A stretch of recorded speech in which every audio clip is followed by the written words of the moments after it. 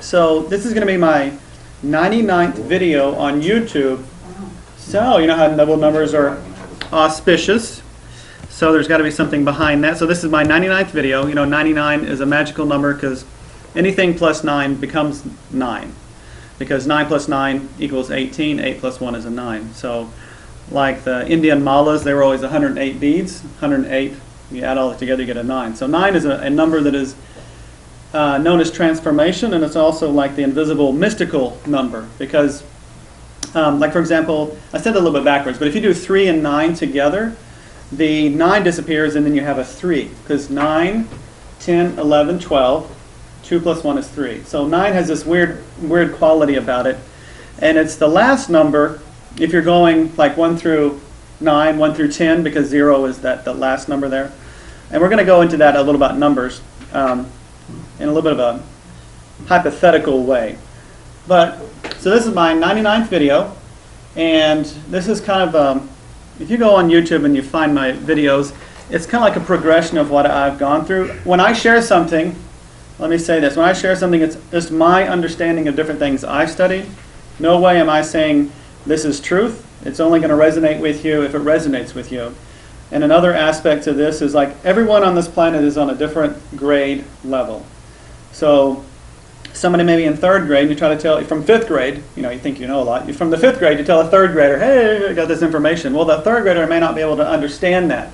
For example, if you've got this quantum mechanics, you got this down and you want to share with somebody else to help them speed along their growth, they may not be able to understand what you're saying, which means they have to go through their own growth and learning to get to a point where they can hear you, which I'm going to bring in today because, you know, I don't believe in karma anymore, and there's a couple reasons why I don't believe in karma. Number one is if it's all about growth, and everything that happens to us, whether extremely negative or positive, leads to that growth, who owes anybody anything?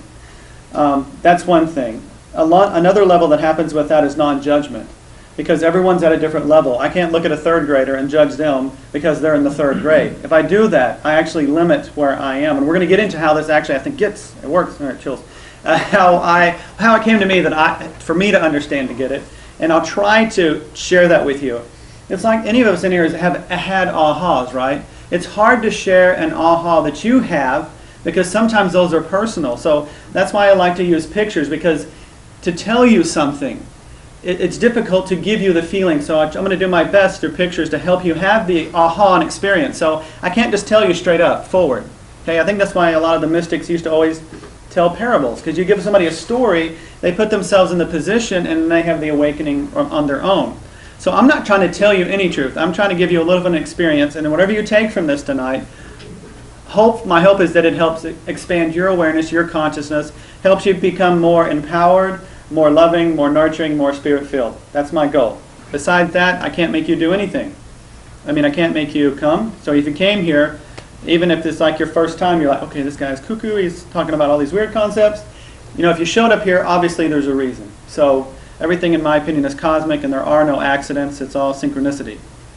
So speaking about that, we're going to get into the YOUniverse 99 video, like I said, on YouTube. So to me, what's interesting is Stephen mentioned there's actually almost a balance between male and female, which is interesting because that's what I was focusing on with this video. And we're also going to be looking at general relativity and quantum physics. Not a lot, but just kind of looking at it in general. And I don't know if you know about this, we're going to discuss this, but general relativity, which Einstein helped make popular, and then quantum physics, they don't mesh with one another. And there's an issue, there's a reason why it doesn't mesh, is it causes a huge problem, because the quantum physics describes everything tiny and small that we don't see. General relativity explains the large things, and actually we fly to the moon because we understand general relativity. But the interesting thing, the two aspects that make up our reality is we don't have a mathematics that makes both of those work together. And to me, why it doesn't work is because we're split. We're dualistic. Okay, we're polarized. We have an unconscious and we have a conscious mind. To me, the expanded being is superconscious. There is no unconscious. It's all one consciousness. There's no separation. So a lot of things about separation and unity have to happen to get to the full point of what I'm explaining. I haven't fully reached the point I'm talking about, but now I have a little bit of a map for myself, and hopefully I can give you a little bit of an idea, even if it's just something you steer away from. It'll give you a little more direction to go in your own life. So you know how I love to play with words, and it's really cool is, you know, when you're around somebody, you pick up their vibration, their frequency, and everybody that comes here, they pick up this whole thing, whether they did it before or more so. Everybody I know now sees codes and words, and everybody that's come to the group, because it's like you've been printed, you've been attuned, like Reiki. You don't have to have the attunement process that's supposedly mystical and magical. There is the truth to that. But you know what the attunement is? It's hanging out with somebody that does Reiki. That is the attunement.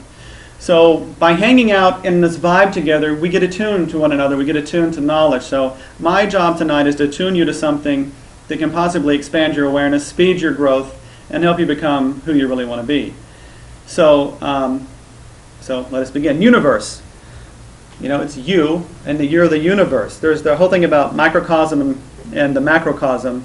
And there's an Ayurvedic saying that says the keys to the universe are as close as the veins in your neck. Meaning, you don't have to study the universe, you can study yourself and understand the universe, because they work by the same principles. Okay? And science's goal is to prove that. But sometimes science fails. Almost like science fiction is what proves it, not science. So let's start with this.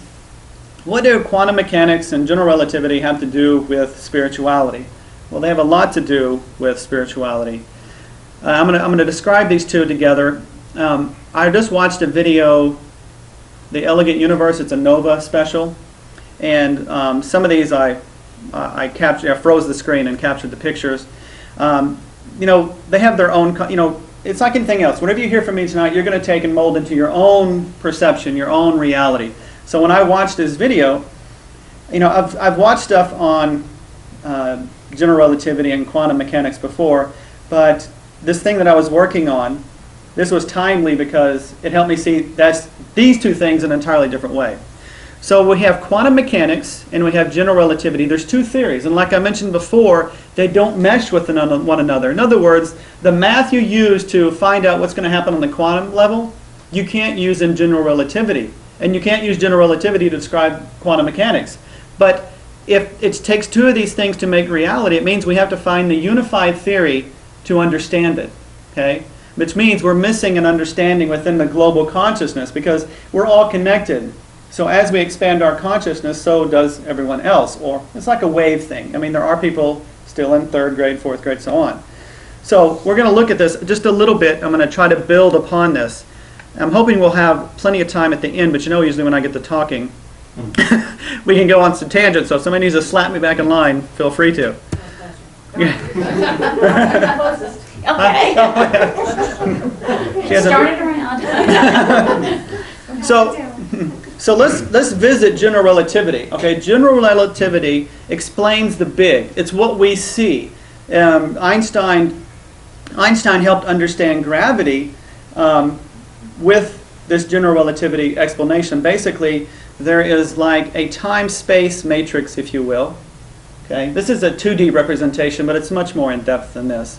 And you know, Einstein died saying God can't play dice with the universe, and he couldn't expand his awareness of what was going on because he could not open his mind to understand, which is really interesting about the whole collective. Because here's Einstein rejecting the quantum physics because he's the general relativity, but maybe he represented on a larger scale just the split consciousness of us on a different level. You know what I mean? Just like I think Hitler, what happened during that time period was actually bringing to the surface darkness we all had, and it had to play out on the larger field so we could purge it on a different level. So the general relativity explains the big. It explains what we see. It actually is the mathematics that helps us go to the moon. It helps us do things like that.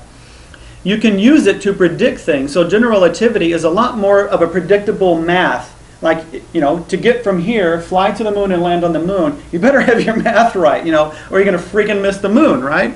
So, but that's general relativity. Everybody with me on that? Okay. And the video that I've taken some of these pictures from, is The Elegant Universe, and it's a Nova special. You can Netflix it. So, now what Einstein did to explain gravity, he says that there's a time-space continuum that, like this little, I would call game board, this little grid, right?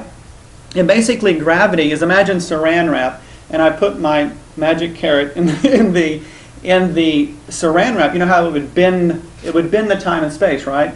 So gravity isn't necessarily so much a magnetic force as time and space is being bent by an object, and that divot that it creates is what creates the orbit. So what's really attracting different things is the bending of time and space.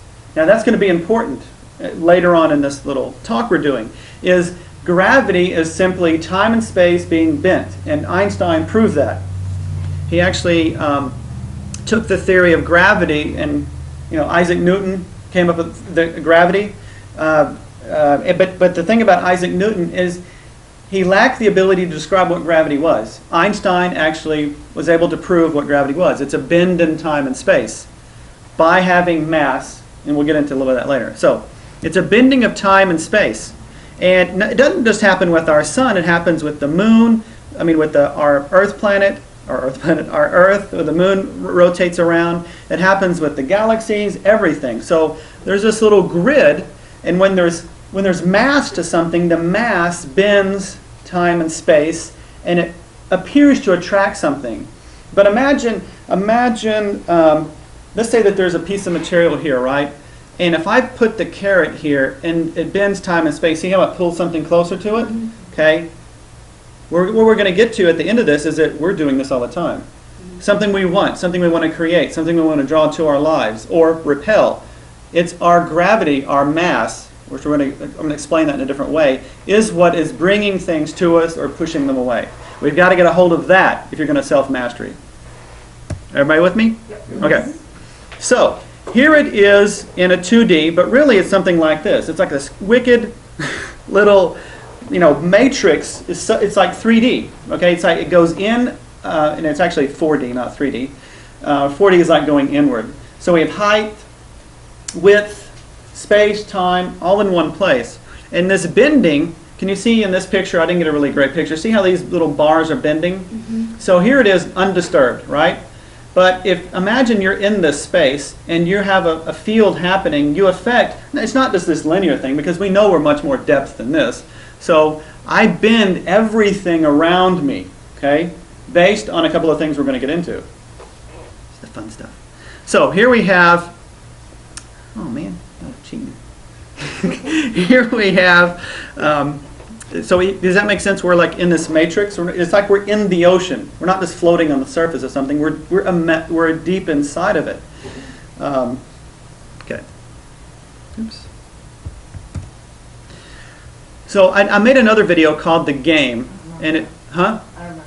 And the thing about that, the 64-bit computer like the one I'm using right now, what's interesting is the chessboard is actually a 2D representation of a 64-bit computer system. You've got 8 times 8, 64.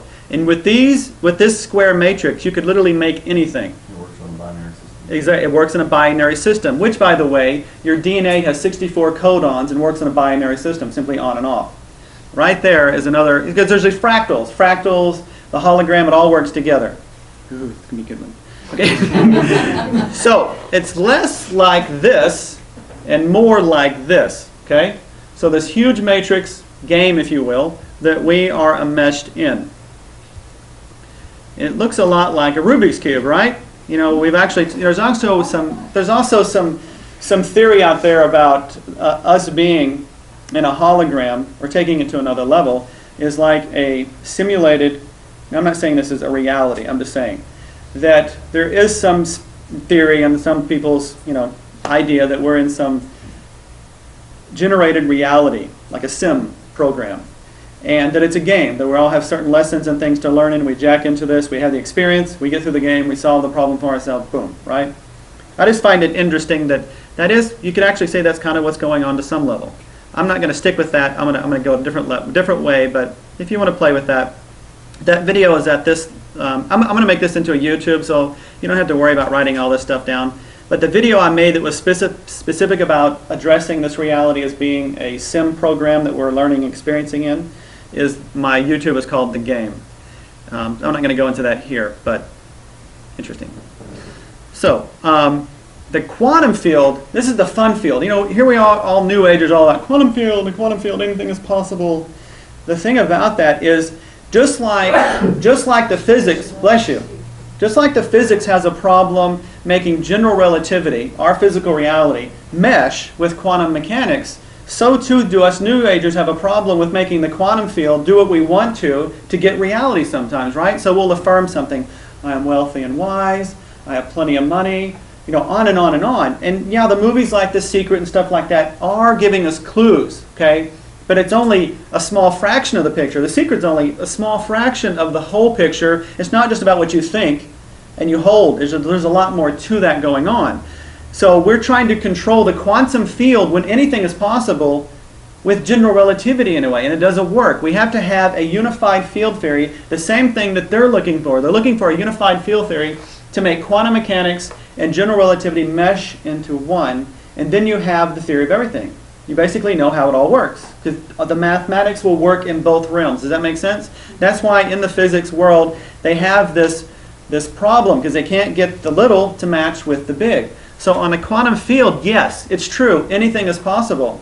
And we're going to discuss this in a minute. But string theory, actually, for string theory to work, which is the closest thing to actually proving having the math match on quantum level and the general relativity level, demands that there has to be multiple dimensions for that to even be possible.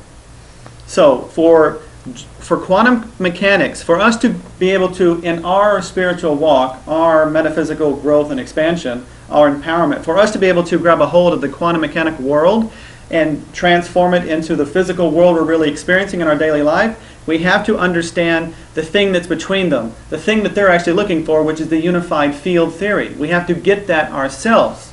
And I believe I have a key into what that might be. So the quantum field, as opposed to the general relativity, explains the very small. I mean, the stuff you don't even see, okay?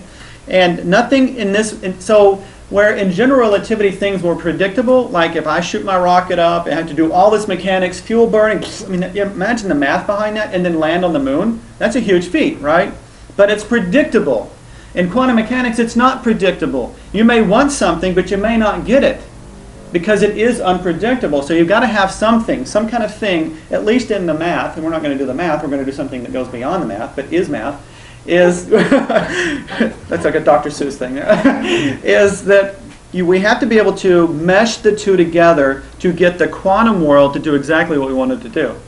But there's some things that have to happen within each one of us for us to be able to access that. Just like you don't give a child a loaded 45, spirit realm is not stupid. There's some things that we have to actually do individually. I'm going to tell you some things, but you have to do certain things yourself to get it. I can't do it for you. There are 8 limbs in Chinese medicine. 8 limbs of the tree in Chinese medicine. You know everybody kind of familiar with what Chinese medicine is, right? Yes. Acupuncture, things like that. 1 through 8. Where do you think acupuncture falls on that? The limbs of 1 being the most important, 8 being the least important. Where do you think acupuncture falls in that spectrum, 1 through 8? Just give me a number. Huh? 7 or 8. Yeah, you're right. Y'all are a weird group. No fun. Okay, y'all are 8. It's 8. Acupuncture, which Chinese medicine is known for, is 8. You know what the top 3 are? Number 1. Oh my God! I've already told you. Okay. I remember John. Okay. All right. We're 5th grade. Well, maybe I'm repeating it, or whoever. Okay. So it's meditation, exercise, which is like yoga, qigong, and diet.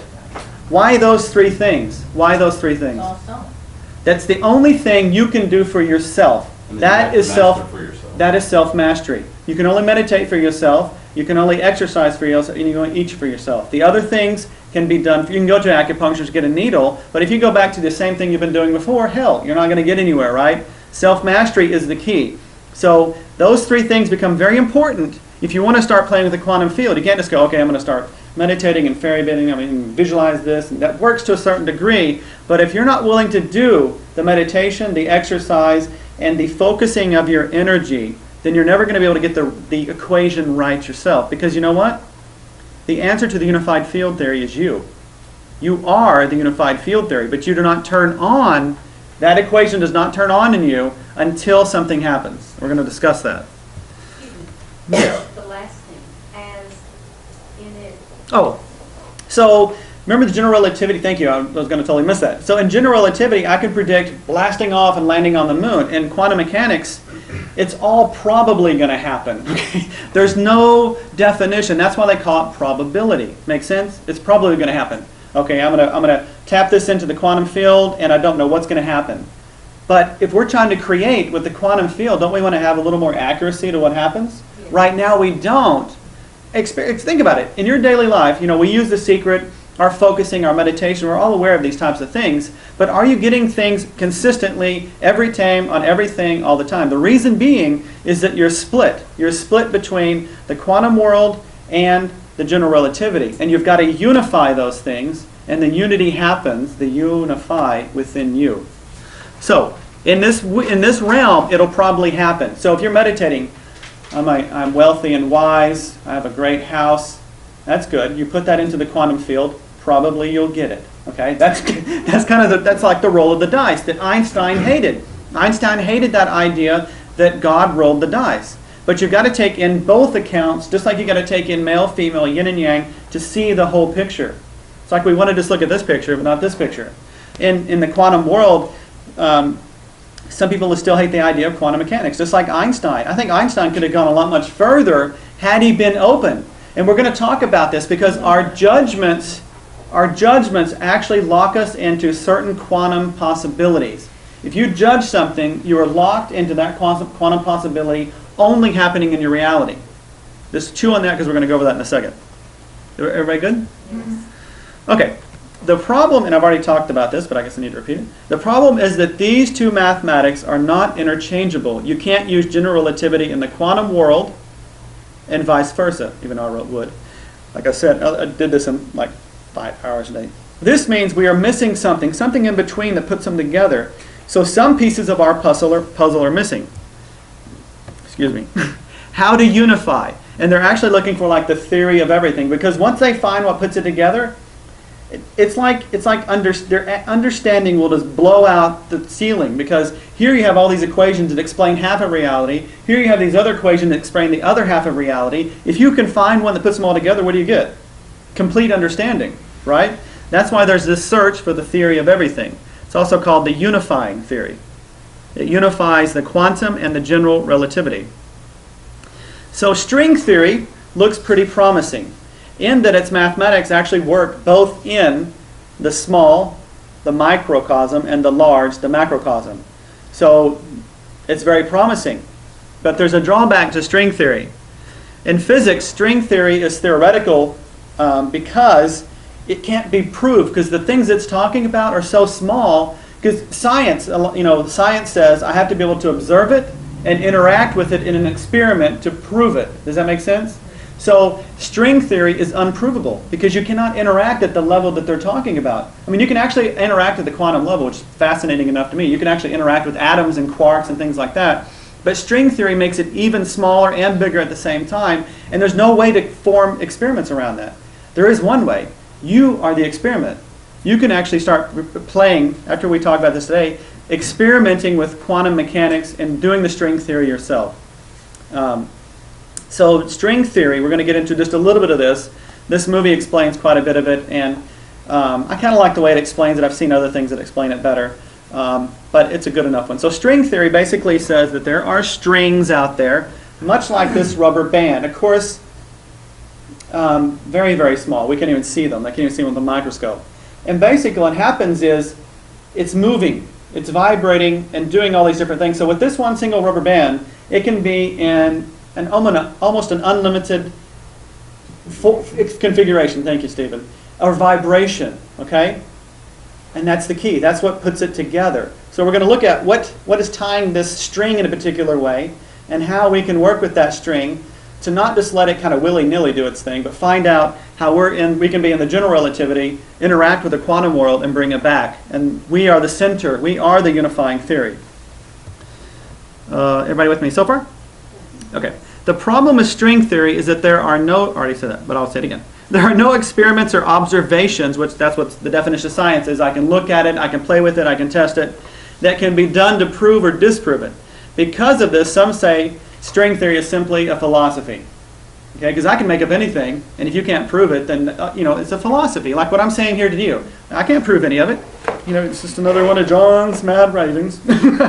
So You have to use what you need to use for you. So that's the problem with string theory. So basically string theory, there's like bazillion of these strings everywhere in reality, okay? We don't see them, but they're in the physical reality and they're in the quantum physics reality, which we don't see, even though it's probably just as full here between us as it is when you touch my body. My body is solid, seemingly, but it's just as solid out here. We can't perceive that. So, who is pulling your strings? I'm not saying this theory is accurate. I'm not saying string theory is it, but it's pretty interesting to me because, I'm always playing with words, and if you look at the word universe, I'm jumping ahead of myself. So, however, I do like the idea of string theory as there is a component of vibration and frequency, just like strings on an instrument. So when you pluck a string, a vibration happens, and we get harmony, music, things like that. So here we have this woman here, cello, and here this is called string position. So different vibrations of a string give you different frequencies. All a frequency is how much a wave goes up and down in a certain distance. That's frequency. That's all it is. So we get the different notes from frequency. So when we hear music, that's actually mathematics. Music is mathematics and vice versa. You can actually say music is also a unifying theory. So the universe, you break that word down, uni being one, verse being song. The universe is simply one song that we are all an instrument within. Okay? And we all have a way to access, and if we're playing ourselves the way we should be, then basically the universe flows in harmony. It's like this flute. And see, this flute has 1, 2, 3, 4, 5, 6, 7 holes. Let's say that's your chakra system, okay, that flute. You are an instrument. It's the spirit, the chi that flows through you that causes the music to happen. But you are the thing that brings the music in. Without any flute, the music's not going to happen, right? You're what causes the disruption in vibration. Yeah, the disruption or the organizing, whatever it is. Because, Stephen brought up a good point. Disorganization or disharmony is what we call dis-ease. That's all it is. It's a vibration that is unhealthy. Okay, but the tube by itself can't make noise, and the wind by itself can't make noise. It's when the two come together. And I guess if I spin it past another one. But even then, you're getting the wind by itself. I'm getting the chi going through. Yeah, it goes through it. So it's the vibration of the two interacting. And if I want to create great music, I have to work on my instrument only. I'm not working on what's happening around me. I'm working on myself only. I'm not trying to change the world. I'm changing myself. So universe, one song. That's why I like the whole string theory, because it falls in line with, pluck a string and vibration happens and reality happens. I was also looking at that, since we're talking about words and meanings of words. And I'm looking at this and I'm thinking one song, but it's also our song. Yeah, I like that. It's you and I. Ah, good one. You and I. Dang it. One thing about the words and breaking them down like that, how does that work across other languages? It works just as well. Like the Holy Grail is actually Sangrail, and that breaks down to actually song. So the Holy Grail is actually talking about a song itself. It's really, I have a friend who speaks Spanish, and she actually does editing for Spanish language, and we're playing with words all the time. Of course, she has to explain to me because I'm really blocked up that way as far as language goes, which is a shame because if I knew all these other languages, like Latin, why do we call certain things the way we do? Yeah, but what's interesting about that is when we call something a particular thing, we may not even be aware, or we weren't conscious at the time that actually ties into something more spiritual meaning, which is amazing, to how our language, we don't realize how much it is a feedback system, a feed loop. So there's hidden messages in everything, every language.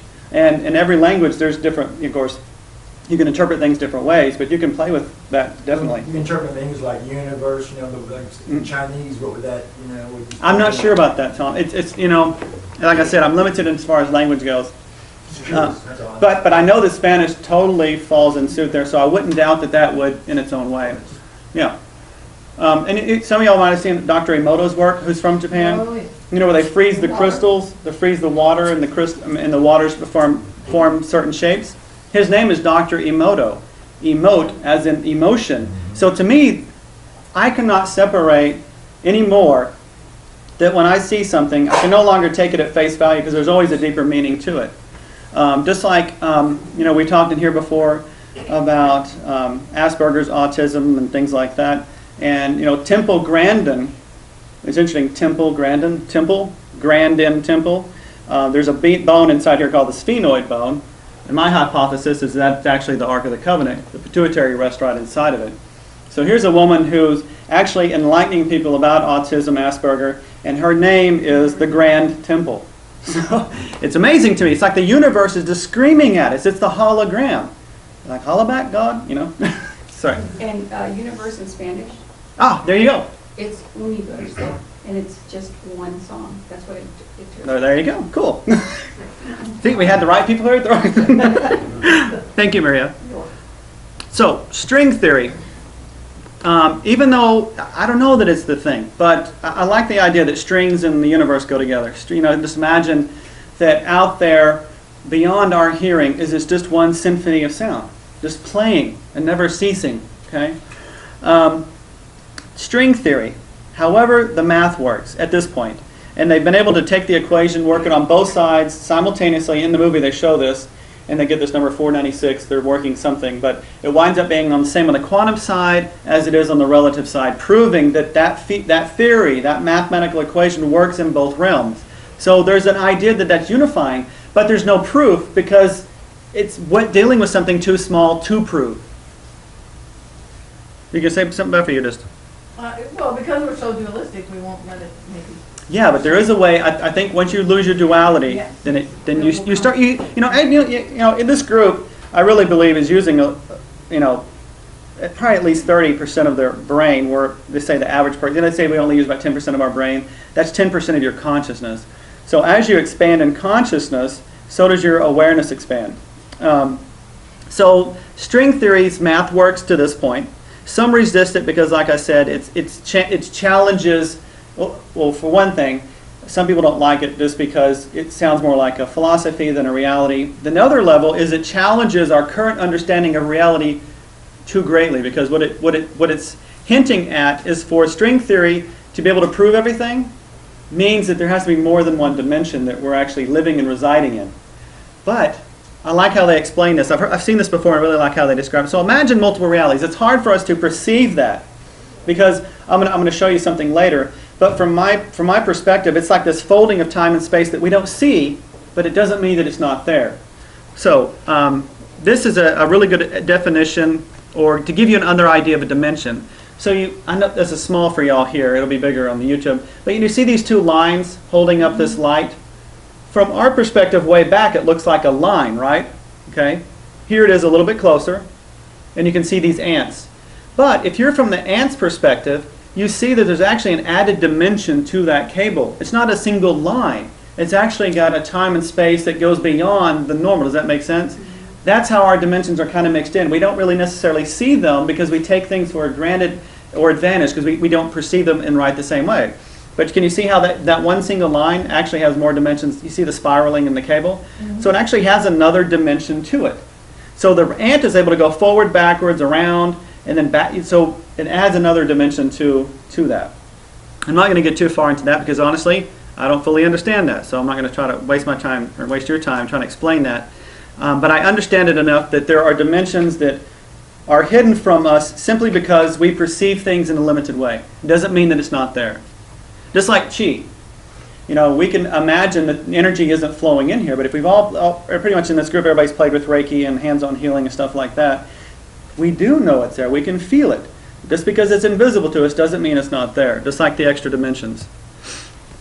In reality, what happens is that the string theory does a thing with time and space, which it crinkles it up, like a piece of paper would be a good example.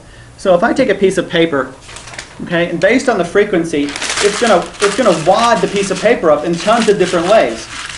When I was in high school, I was taking an architecture class, and for fun, one of the exercises is he said, wad up a piece of paper, and you're going to look and study the lines and make a structure out of that. You know, so basically you would just wad a piece of paper up. You know, nobody's going to wad. Everybody in this room is going to wad the piece of paper different.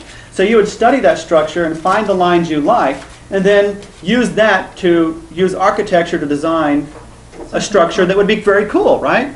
But that's like quantum theory. Here's the field, and it's being crunched up in a way so tiny and small that you can't perceive these little clusters. Okay, does that make sense so far? It's like sophisticated origami. That's the video clip I'm going to show you, Smarty. So the shape, the frequency, which are one and the same, the shape of your body, the shape of different chakras all has to do with frequency. So the shape frequency of strings fold time and space. So remember the grid here? The grid winds up more looking like this on the nodes, little more spheres, or these all wadded up at the edge here, right? But we don't perceive those because they're beyond our perception. Does that make sense so far? I can't describe this in a very easy way because it's what goes beyond our understanding. So here's the grid work, but this wadding up effect is what adds these other dimensions in that we actually are interacting with on the quantum, but not on the reality level. So we don't perceive them as readily. And there's probably a reason for that, because if we perceived all that, we'd probably be confused as hell, right? But we don't have to perceive it completely to be able to access it. So our grid goes from this to being either these, see how this expands even more? What's really interesting about the brain is the brain has all these folds, and it's talking about the origami. The brain has all these folds. If you actually, so here we have all these folds with the tissue. If you actually flatten out and iron all the tissue out of the brain, it's huge. And you can store a lot of information because it's all crumpled up into one space. It's small, right? And that's what the universe is doing. It's doing the same mathematics, the same thing.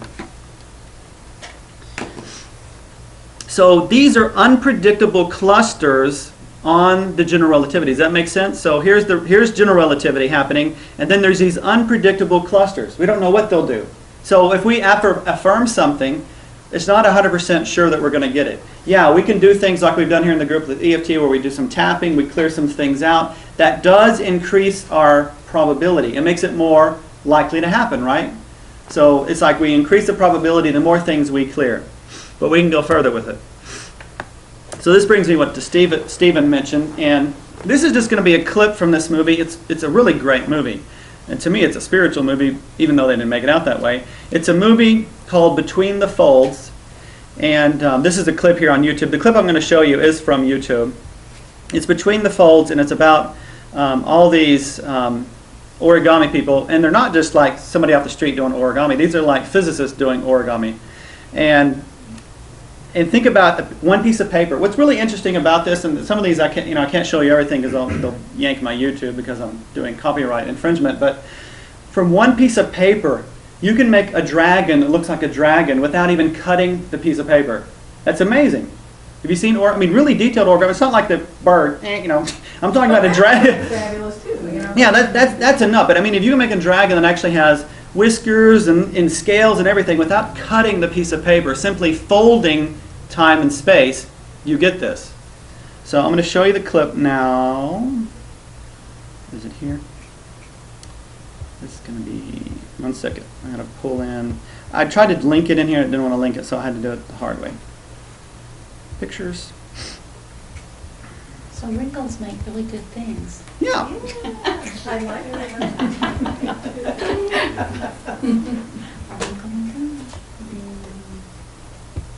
So this is a clip from, and this is a YouTube clip from the movie Between the Folds.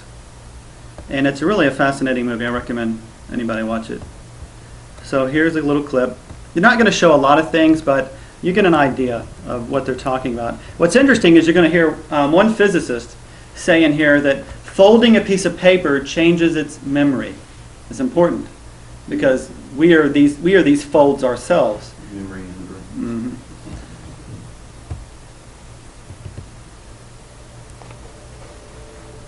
The process of making is the point of it. So he said the process of making is just the point of it.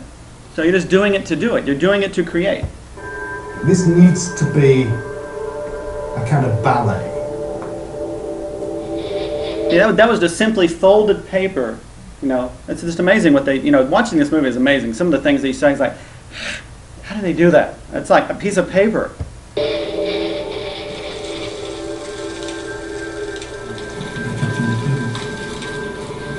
If anybody can copy a supposed artist, it's not art. So he says if anybody can copy your artwork, it's not art. See this right here?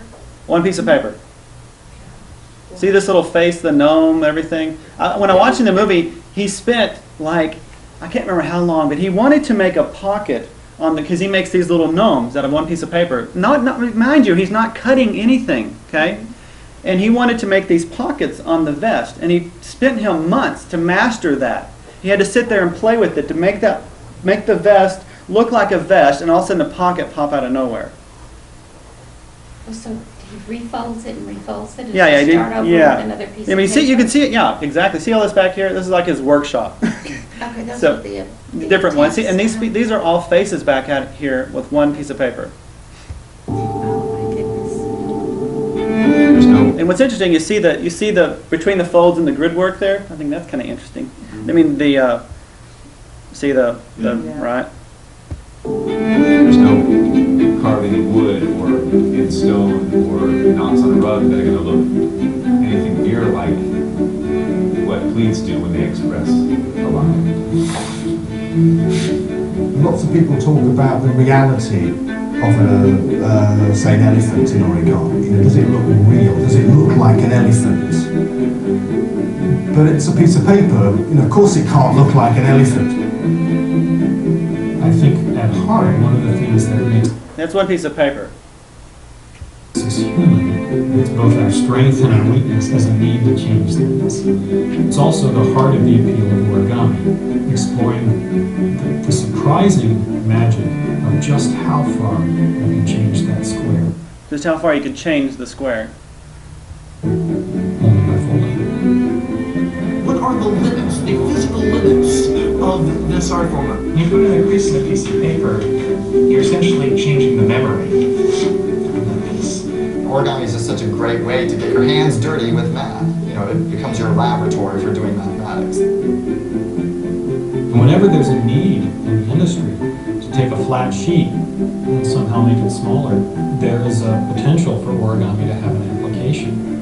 In science, DNA origami. this is the most creative you can be. We are artists, whether we do science or whether we build sculpture. I'm sure the pi ratio plays a lot. Oh, hell yeah, pi ratio.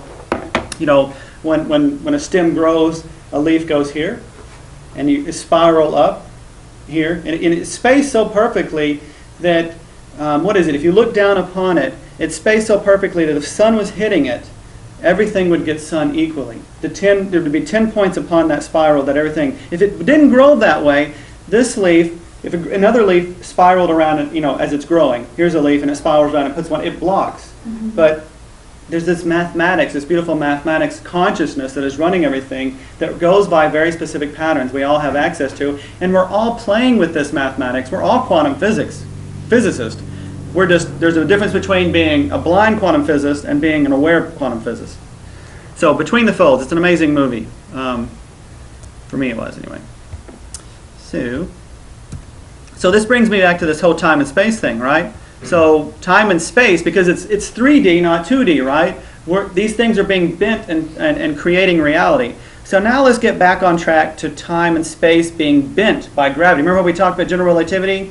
That gravity is simply this space being bent. Just like they're taking a piece of paper and they're bending it, folding it over and over to create something, right? So this is where it gets really interesting. This guy did a little work with Einstein, and his name is Carl Schwarzschild, and basically he's the one that developed the concept of black holes. Okay. Now, if any of y'all have seen, most people in this group have seen Nassim's work about the black holes. Black hole being this particular pattern that's not just around the black holes, but it's around planets, the galaxy, and around us even. So Schwarzschild in the 1915s, 1916 put this hypothesis of black holes bending time and space. Now we're back to bending time and space, okay? So here we have this huge mass compressed down into one single dot, and the explosion bends time and space, okay?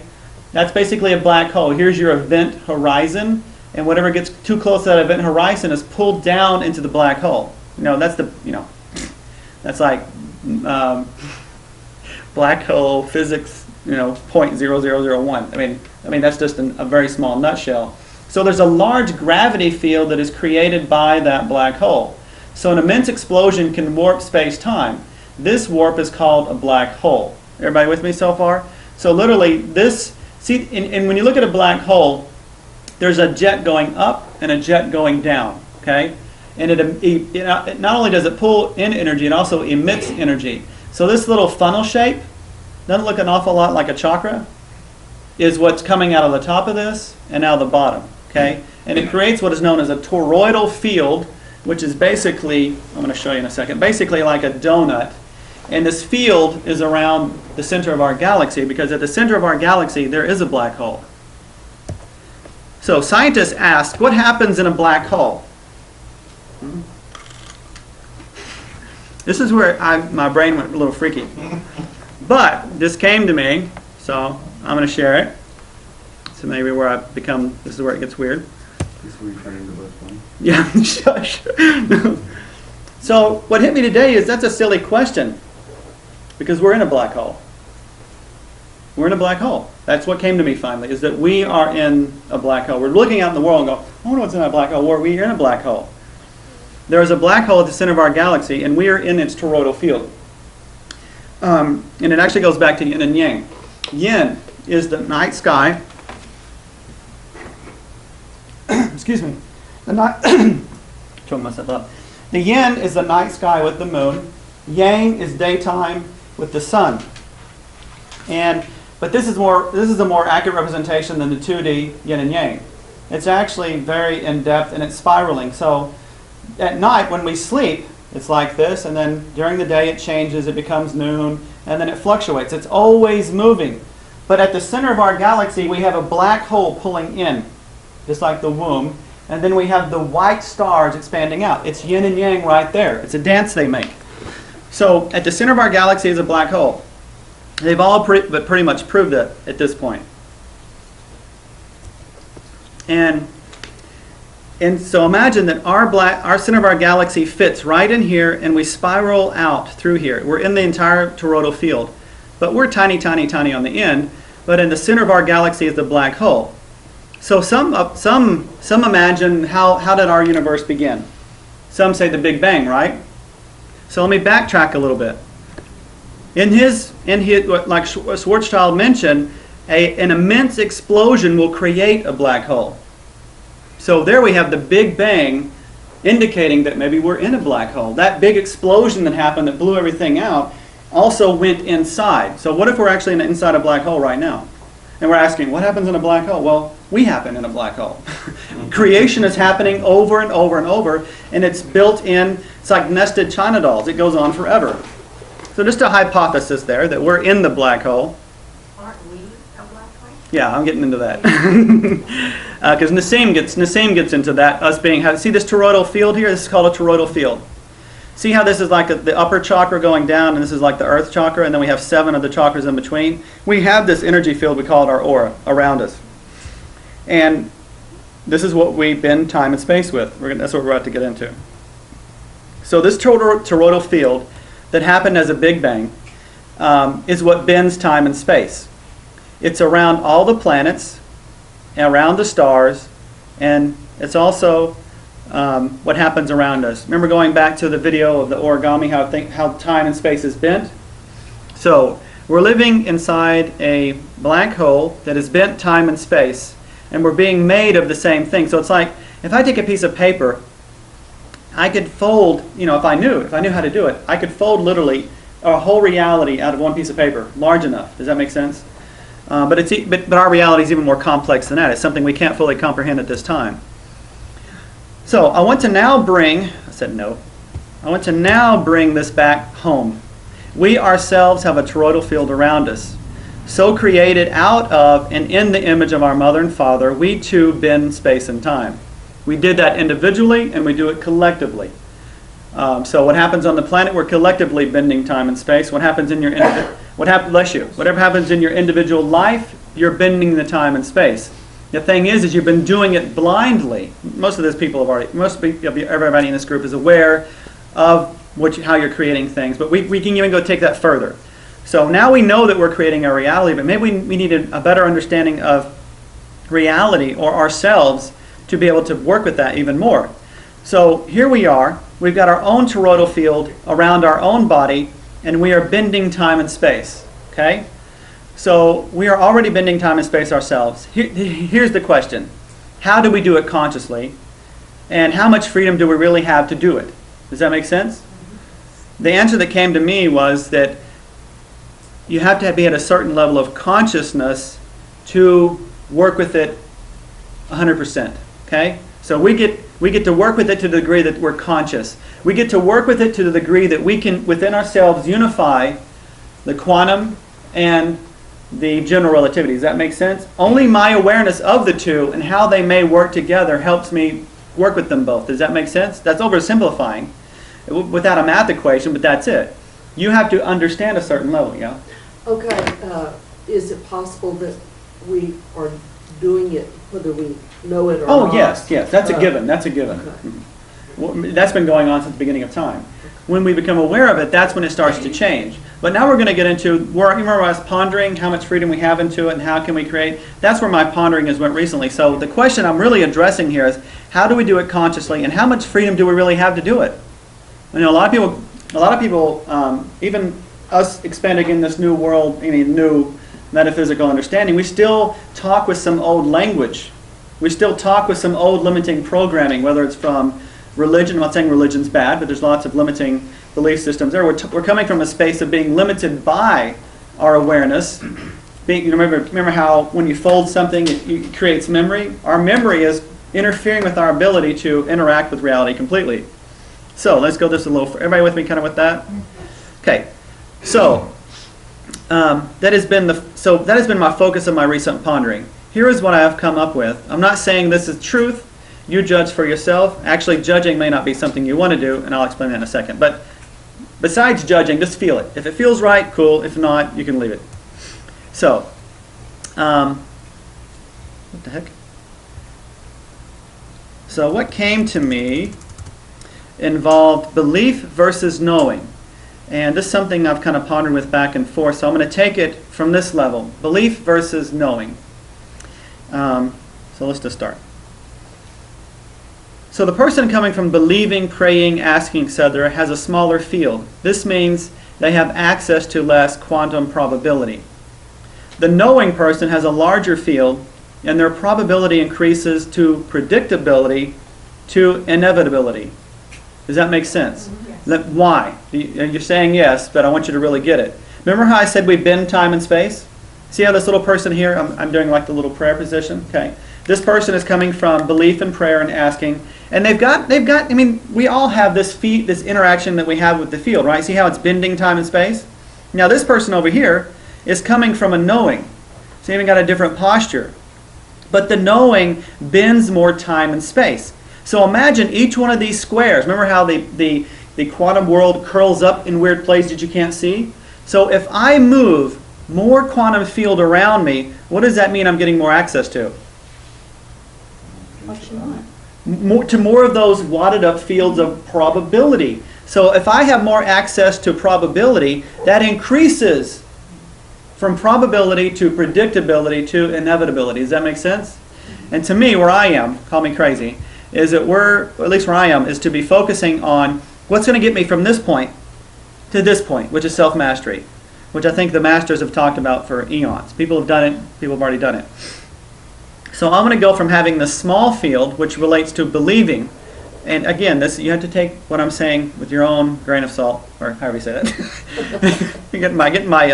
Getting my right brain, my left brain goes, and I want to go from this small field to being in this field, where when I say and I predict has more of an impact, and look at this, more gravity in the quantum space-time field, more gravity. See, now we're bringing them back into mathematics.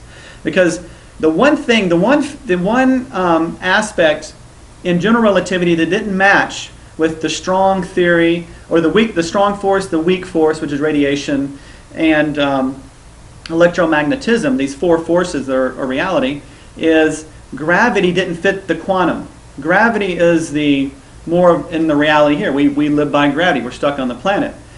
but we are bending gravity all the time. So the more of a field you have, see how his gravity, this knowing, bends more time and space? He has more power. Gravity is your power. So how do you go from this to this? Yeah, Beth? Well, also, to me, if you go back to that, Oh. and your question about don't we do this unknowingly, all the time. Yeah, All the time, we're in the right picture there. On the left right. picture.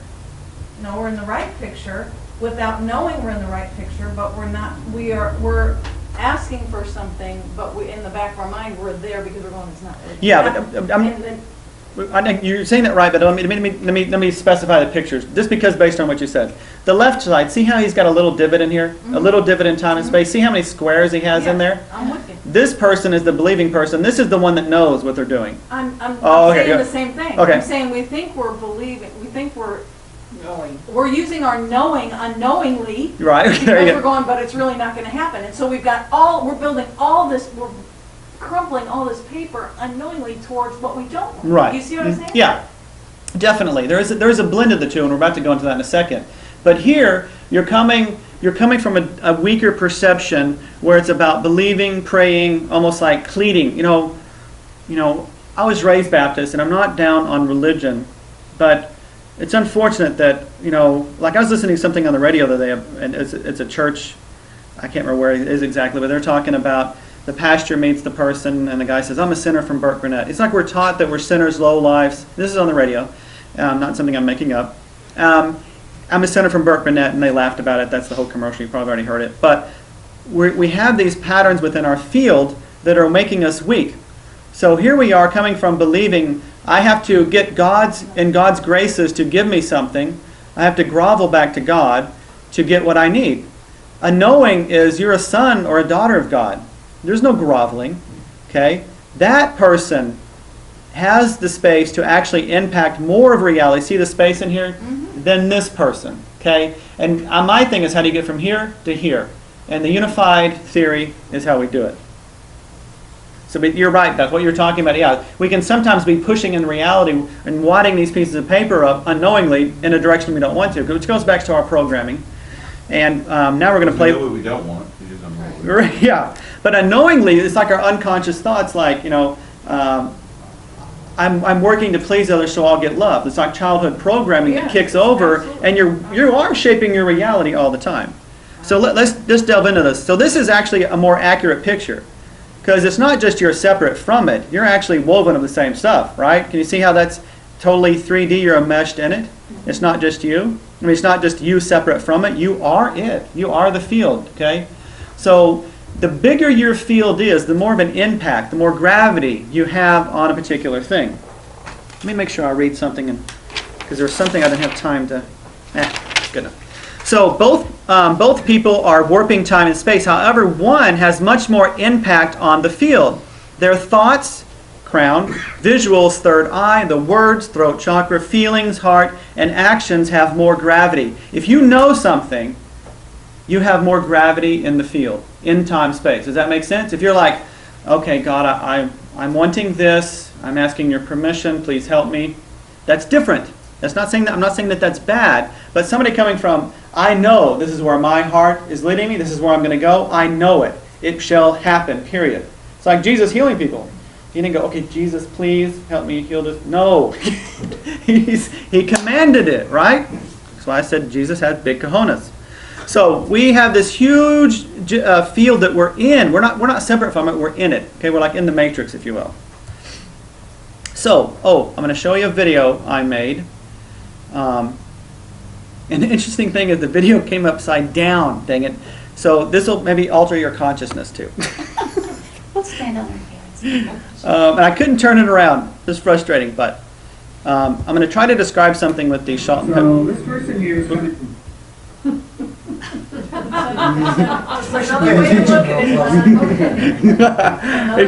If you're dizzy, though.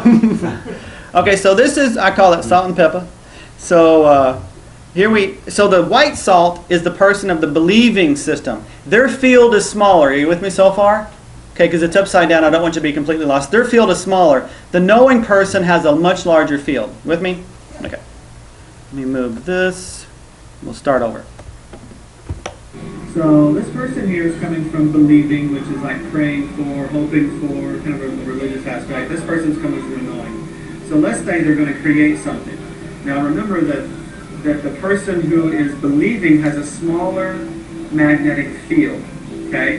And the important part about that is that this quantum field is vibrating with all these possibilities. They only have access to certain... Does that make sense? If we're enmeshed in a reality that has quantum physics all wrapped up in it, if I have a small field, I'm getting less access to that. Does that make sense? If my field is strong, hell, I've opened up vast opportunity to myself. But you can only do that by doing a few things. You've got to do the few things first, or you don't have access. You don't expand your field. Because if I have a field here, I have access to what's here. I even feel a little cramped instead of blowing it out. So, out of that field. This person of knowing has a much larger field, which means there's more probability from the quantum field within it. Does that make sense? Okay? So if this person, so these two people are going to create the exact same thing. This one's coming from believing, hoping, praying, Daddy will help me, God will help me. This person's coming from a knowing. I will do this. So this person having a larger field lines things up way ahead of time. So here's this person. Does that make sense? It's like the magnetism in this person is so strong that they're lining things up months and weeks ahead of time because their field is expanding that far, right? The other person with a smaller field is praying for things to happen. So every once in a while, poof, something pops up in reality, as opposed to the path being clear. It's like poof, oh, I go this way. Poof, oh, I go, you know. And that's what I try to say with this little salt pepper thing. We got it lined up, and this person here over in probability, let me find something here to be probability. Probability will be butter. So this person has a smaller field, waiting for something to happen, and boom, here comes the first thing. So that first thing is what we call synchronicity. Okay? So to change that to a different language, this little thing that pops up, because you're creating your synchronicity. You get it? You're creating the synchronicity that happens in your life. This person has already lined up a bunch of synchronicities that they just walk right through. This person is waiting for the universe to show up with synchronicity. This person's made the synchronicity happen. Okay? So poof, there's this person. See how it's also disconnected from the person? How I made that other thing very solid and connected to the person to begin with? Okay, so they start moving. This person is on their trail. This person gets to this level. And then... See, then you lose track because you got to where the synchronicity took you, but then you don't know what's the next step to take. You're waiting for God or the universe to show you. Has to wait for the next probability to show up because they're waiting and hoping and praying for things to happen. This person's knowing. They're already halfway to the thing. Then finally something comes into their small field and go, oh, I go here. And then they keep waiting for the next thing. And this person's already reached their goal 2 years before this person has. That make sense? Mm-hmm. That's what we're doing right now. We're playing both of these realms, okay? Because we're trying to make the leap.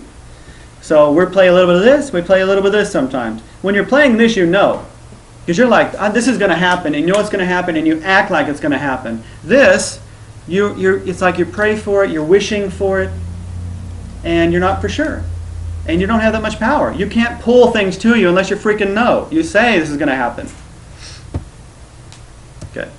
That's salt and pepper. So here we are from blee, blee, pray, pray, please God, save me, and to I know I'm the master. So how do we jump from believing to knowing? If you are here, or are watching this, you have already started. The problem is that we tried to make the leap into knowing, and we fell somewhere in between. This is where we are right now. We're playing both worlds. We're like, okay, because we're still kind of playing with concepts of praying and asking for permission, and then part of us is trying to go, okay, all these things I'm reading is I can create the reality I want, but then there's part of us, we're schizophrenic. We're schizophrenic. By definition, every human is schizophrenic, okay? If you talk to yourself and argue about little bitty things, you're schizophrenic. Sorry. So we have to become unified. Unifying yourself is the key to the unified field theory. Does that make sense? You have to unify yourself. So what do we have to do to make that jump? What do you think? We have to meditate.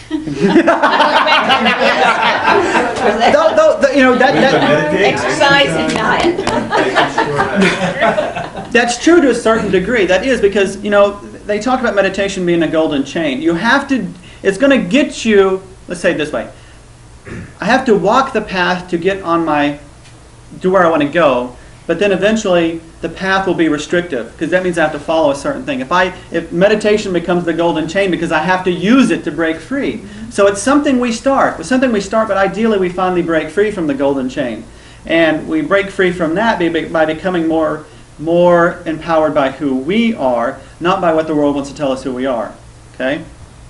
So, this all brings us back to the search for the unified field theory. See the U and again? Unified field theory. Nassim's black hole theory stuff, I love that. You know, the name of this group is Black Hole Heart. Meaning, I use whole as in W-H-O-L. Black hole, your singularity, the singularity to your black hole is in your heart. And the interesting thing about the black hole is that small compacted energy has access to absolutely everything else. So when you say like namaste, namaste meaning I honor that place in you, that when you're in that place in you and I'm in that place in me, we are one, it means that singularity, that heart space. And Nassim's work is really good around that. You know, we've all kind of watched some of his stuff. We're going to take it a little bit further than that. The unified field theory. So remember, time and space gets warped by that explosion that happens. Here's the event horizon. The event horizon is your upper chakra. The events that show up on the horizon of your life. Get it? See how the plays on words? The event horizon. The events that show up on the horizon of your life is what you're bending time and space to. That's what shows up. You're creating the synchronicities, right? So, and that singularity ends in here. So the singularity with all the power of the black hole is in the heart of you. Every one of us has it. And in the chakra, you see the upper and the lower pyramid here, the Star of David. The Star of David, you know, this cryptic information has been hidden for thousands of years in different texts and things like that. The Star of David, the pyramid going up, which is you basically have 7 major chakras. The lower chakras are masculine, the upper are feminine, but they're partners. They have to overlap to make it work. You don't have the power unless your chakras actually overlap. So it's like an hourglass. They're pointing to each other, but they're not overlapped. So masculine is about survival, root chakra, sexuality, and power. Females are, let's talk about it. They're intuitive, and they have a broader understanding of reality, where men are like, I have one thing in my mind, survival, sex, and power. Women are like, let's talk about it. Ooh, I want to talk about it. You know, so there's the struggle of male and female right there. But really, they are yin and yang of one another. You do not have power unless you speak up for yourself. You don't speak up for yourself unless you have power. Your intuition comes from your creativity. Just like writer's block, that's your intuition's block. You don't have a strong connection to God, Father, unless you have a strong connection to the earth, Mother. That is the blending. And when those blend, when those 2 fingers pointing towards each other cross and you get the Star of David, that's when the marriage begins. Marriage again, and play on words, marry age. It's like the thousands years of peace are here. But it's not going to happen in the world until it happens in us, because we're bending time and space collectively. Do you get it? It's not going to happen out there until we do it. So we're going to push on reality and try to make it happen. It ain't going to happen until we do it. Or you're not going to be in the reality that it's happening. Does that make sense?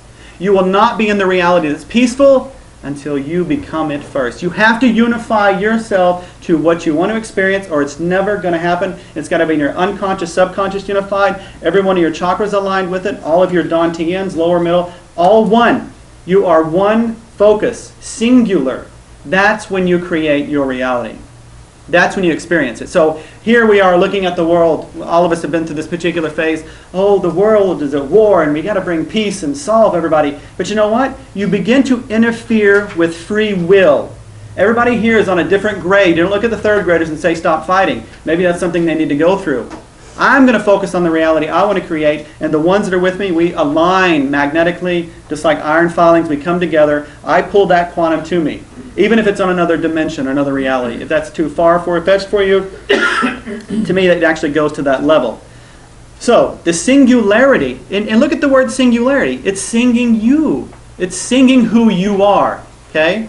And when Laura came in, I used this because she said it's like she was at church today and she heard them sing, you know, there's a song in church, blessed be your name, or what is that? How is it? Blessed be your name. Blessed be your name. And it came to her like a flash, like it was like, it's all of our names. It's, you know, it's like God saying, blessed is your name. You know, we're saying that to God, but really it's God saying that to us, right? Blessed be your name. You are a son and daughter of God, period. And that power comes when you freaking own that.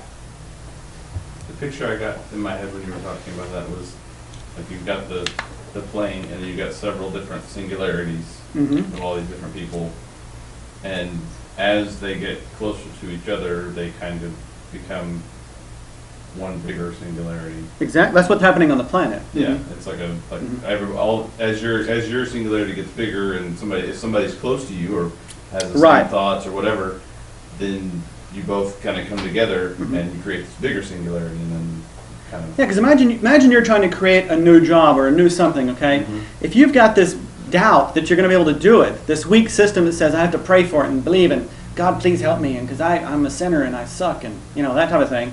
Your field is so strong that the probability that what you need, what if what you need is just outside of what you think is possible? How about you expand your awareness and know that you deserve everything good in life, and you expand and boom, oh, there's that person was there all along. You just never saw them. They were never able to come into your field because you were pathetic field, okay?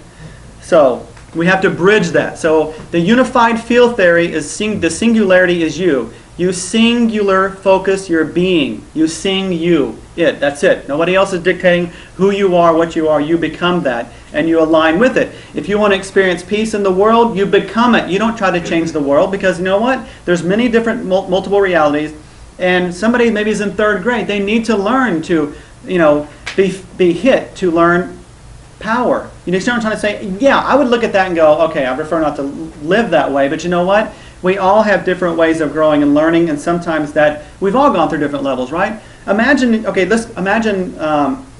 other day I was sitting at a restaurant, and I was sitting there and I was thinking, oh, here's a perfect example. Here's a little toddler child in the seat, right? Now, how would I go up to the child and say, I'm going to save you. I'm going to save you a lifetime of struggle and worry. I'm going to give you the secret to everything. I'm going to tell the child all this right here, right now, right? Would the child get it? Well, hell no. So the people that are out there fighting each other that you want to go out and save because you're mispercepting what's happening in reality because you're judging it, then you are actually tying yourself to that reality. If you want to experience it, you unbuckle yourself from it and you singularly focus on what the hell you want, and that's all you focus on, or you'll never make it out of this reality, the one that you were judging. Does that make sense? Sorry. Can you tell me the difference between judging and being aware? Okay. There is a difference between, thank you, Marianne. There is a difference between judging and, we'll use the obvious because sexuality, race, okay? When you look at a particular race and you already have a preconceived idea of what that person's like, what they're doing, you judge them as being sinners and whatever, that is a judgment. Awareness is different, because awareness is like, I see what's happening, but I don't judge it. In other words, if I see these two people fighting, it's not that, okay, let me put this in here because I know somebody's going to jump on this. If I see something happening negative, I'm not just going to sit by and go, okay, that's what they needed. Sometimes I go, my heart tells me to do something because that's part of even my growth. That's discernment. Yeah, that's discernment, that's the awareness. It's a lot different than judgment, okay? Because observation. Let me give an example. Y'all know I don't watch TV anymore, and I rarely watch, I used to be a big horror movie buff, and then now I know when I put that stuff in my head, weird things happen in my reality, so I try not to do it. But Katie turned me on to a quote-unquote horror movie, which I judged as being something that didn't have anything for me. But you know what?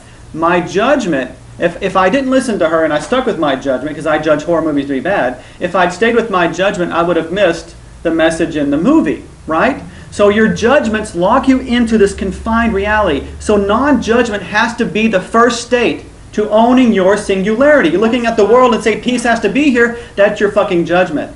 People are here learning different things, and you've got to untie from it. Oh, the government's doing this, the government's doing that. Untie from it, untie from it, untie from it. I've said that over and over, but I have to force that point because you're tying yourself to it. When you judge it, you look at it, and you think you've got to change it. Because you know what? You can't go up to a 3-year-old and tell them that they need to change that. If somebody's in a relationship that you want to pull them out of, they cannot get it until they're ready. And you cannot change that. That is your judgment. Your judgment. Right? And you're actually hurting the situation, not helping. So you got to come to a place where you're non-judgmental, you're strong in your knowing field, and the people that come into your field, they know it. Because they're ready to shift. Because if they're not ready to shift, they're not going to be anywhere near you. That's a tough question. I've asked you that question before. So in my opinion of what discernment versus judgment is in a condensed version, not quite as detailed, is like discernment is deciding what's right for you in a situation. Right. and judgment is deciding what's right for others. And that's perfect, Stephen. Yes. See, Stephen summed up my blah, blah, blah. That's perfect. Judgment is what you're perceiving somebody else should be doing. And sometimes we judge what? What else do we judge? We judge ourselves. That's what keeps you out of integrity. Integrity is the key to singularity. If you're not integrous with yourself, you disintegrate. You literally fall apart. Integrity, disintegrate. Integrate, disintegrate, right?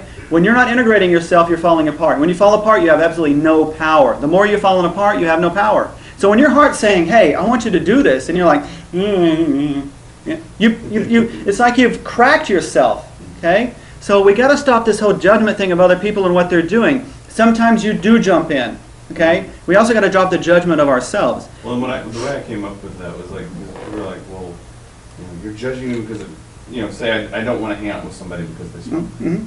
Like, well, you're judging me because you smoke. No, you're judging yourself because you smoke. I'm just judging whether or not I want to be around. Yeah, you're discerning whether the smoke is good for you or not. Yeah, and that's your right. I still think you're fine, and it's your right to smoke. Right. You can do whatever the hell you want to. I just don't want to be around it. Right. And the thing about that, what Stephen's talking about, and this is why it's so important to get that I'm feeling so forceful to say this, because I know myself and we all get caught up in this judgment cycle, even though we don't understand it's judgment. We all get caught up in it. And it is simply that all of a sudden, before we know it, we are judging some other situation or something, and we are, whenever you get the need that you got to feel like you got to change something around somebody else, you're judging. So if you're looking at somebody's sexuality and say, oh, this is how sexuality looks, that's a judgment. Oh, the planet should be peaceful. They should have gotten that by now. That's a judgment. Everybody's in a different grade. This is not just like, okay, we're all college graduates on this planet. Hell no. There is the worst nightmare on this reality and the most blissful experience in this reality, all in the same freaking place. All you got to do is tune yourself to what you want. Don't try to take anybody with you, because more than likely you're not taking anybody with you, unless you have a partner that's aware to the level you are. So you've got to do it for yourself. Okay? That is your self-mastery. So that's why I think a lot of the masters talked in cryptic language, because how do you explain some of those things to people? You got to get them to try to get it themselves. So that singularity comes back to yourself. Here's that black hole. This is not the best picture, but that singularity is when you've married yourself within yourself. The medical staff, all that represents the same thing. You know, the wings on the medical staff is your corpus callosum. Corpus callosum. I always say that wrong. Those wings are the fibers in your brains that connect your left and right brain. That does not open until you get past the third eye. Okay? The three eyes. You've heard of the third eye, right? And the forehead being one of them, the pituitary. Mm-hmm. What chakra is the third eye related to? No, what chakra number? Sixth, right? Okay. When you are divided, it's 6, 6, 6. What is that? The number of the beast. When you are coming from a split consciousness, we all of us, beastly create negative things.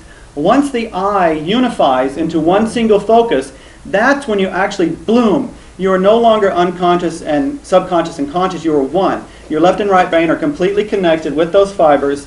And going back to numerology, 6 plus 6 plus 6 equals what? 6 times 3 is what? 18. 8 plus 1 is 9. It's the number of completion.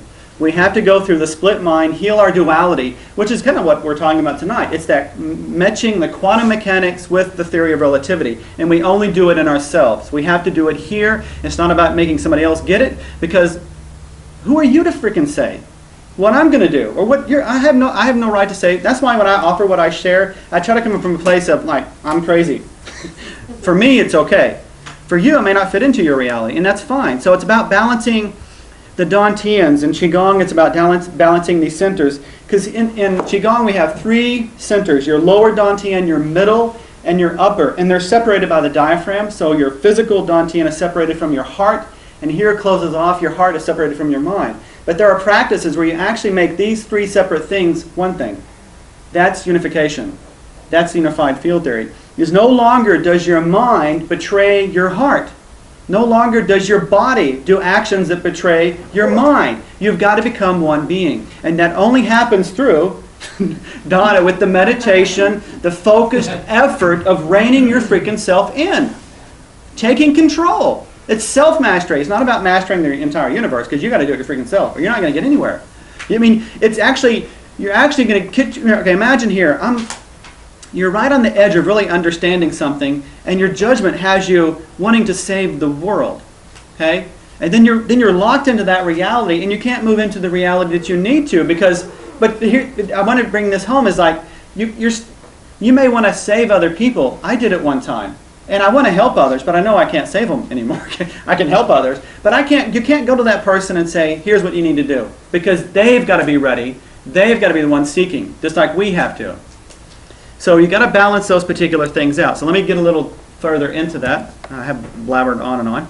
Okay, but here's the thing. Have you made the grade? Have you done the homework, and have you done what you need to get to this level of what I'm talking to, of understanding it? And it's like this. Have you done the work? Or are you trying to jump from 9 to 11? 11 being the master number. Let's say there's 11 levels here, okay? And if you're wondering why 9/11 is on there, there is some conspiracy theory about that and Freemasons and 9/11 and stuff like that. And I'm not going to go too deep into that because that's not going to be part of my reality. But there are people that want to jump from one level of understanding to another. So if you go 9 to 11, what you skipping? 10. 10. So 1 through 9, what repeats in numerology once you get past 9? What is the number? 1. You know what that 1 is? Self-mastery. Not control of other people, not taking other people's power. You simply control yourself. That 10 becomes 11. You know why 11 is the master number? What do you have? If you look at just 1 and 1, what do you have? 2 ones. 2. 2 what? 2 what? 2 individuals. You become what you were meant to become. A powerful individual in reality. Not tied to something, but a partner with. Does that make sense? So if you try to jump your self-mastery, you're screwed. And you know, we even do it in the New Age. We try to skip certain steps. You've got to take control of who you are, take control of your chakras, your energy, whatever path that is for you, and bring yourself back to unity. I mean, the Freemasons knew it. Here you have a square pointing up and then a compass pointing down. If you put a line across that, you get the Star of David. See how if you put a line across that, you get the Star of David, the symbol? G spot, that's the God spot in the center. And a square is masculine, okay? And the compass makes curves. It's the yin and the yang right there. A lot of information just in that one symbol. But it was infiltrated, so to speak. Oh, I'm not going to get into that. Forget I said that. Yeah. So let me go back. Let me bring it back to this. There are grades. There are grades in reality, and you have to go through them to proceed to the next level. I can't tell the 4th grader, here's the magic bullet. Here's the secret to getting past all the other grades, because they can't use it. I can't go here. Or let's say I knew quantum mechanics or math, quantum math. Say I knew that, and I was like, I'm gonna visit myself in the past when I'm doing algebra. I won't get it. I won't, even if it's myself, I couldn't do it, right? So once you get to a certain level and you're done with all the games and you realize that it all comes back to you and only you, and you're the only one that you're going to save ever, then you have to start working on yourself, not trying to save the planet, because if you're saving the planet, you're locked into the quantum field that makes you stay there. Period. You've got to get out of that. You've got to break it. Sounds like Prime Directive in Star Trek. Oh yeah, when you get to a certain level, you don't mess around with the people that you're, right? So think about you don't try to give them technology that they're not ready for. Right, or bring peace to a planet that maybe they need to grow through that. So, but how many times do we do that? We watch the news and we allow that to alter our perception. It pulls our energy into the quantum field that the news program's creating. You know, you are being pulled into all these different fields all the time. You've got to be so knowing that you are like solid rock. And here's the thing, when you're solid rock, instead of believing and you're waiting for the world to give you signals and God to help you and all this, you're all over the place. It's like a spinning top that has no direction, okay? When you're knowing, imagine if you're so knowing and you have this huge field that you're really not even moving. You have such a magnetic field that, like the black hole, you're pulling everything to you. You do not move. That's the kind of field you want. Does that make sense? You're not like... So effectively, I am the center of the universe. Yeah, you are. Yeah. But just having that knowing doesn't do anything unless you know how to everywhere. So if you haven't learned to stop judging, you will be locked into a space-time. Does that make sense? Here's this folded up time and space that says this is war, and if you're judging that, you're there. You're not going to get out of it. Does that make sense? And that's very tempting for us. So it is, but it goes even beyond that. It goes just whatever you're letting happen. So have you made the grade? Non-judgmental is one of the first things you got to get to. And think about this. Buddha, and I've mentioned this before, Buddha came in, and what Buddha was teaching was simply awareness, being aware of your thoughts and feelings. Christ came in, and what did Christ bring in? What did he bring in? Buddha was the consciousness. Christ brought in the heart. And Christ was non-judgmental.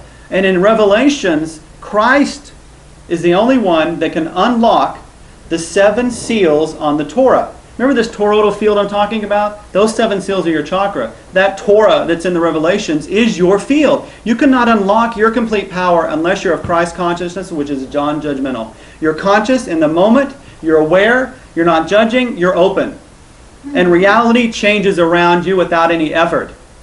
Healing like that. Here we're playing around. Dum, dum, dum. I am no longer dum, dum. And and the joke I've made before is like, Jesus is tapping on somebody and doing some healing because, okay, I'm going to be back tomorrow, okay? Stay on your mat. No, Jesus said, freaking get up. So to move into that realm, though, you've got to freaking know. You can't go, okay, am I kind of powerful? I kind of believe. I kind of hope I am. No. You want to know. Then knowing is what changes. That's what jumps you from creating to continually, predictably, and inevitably changing your life is you have to know.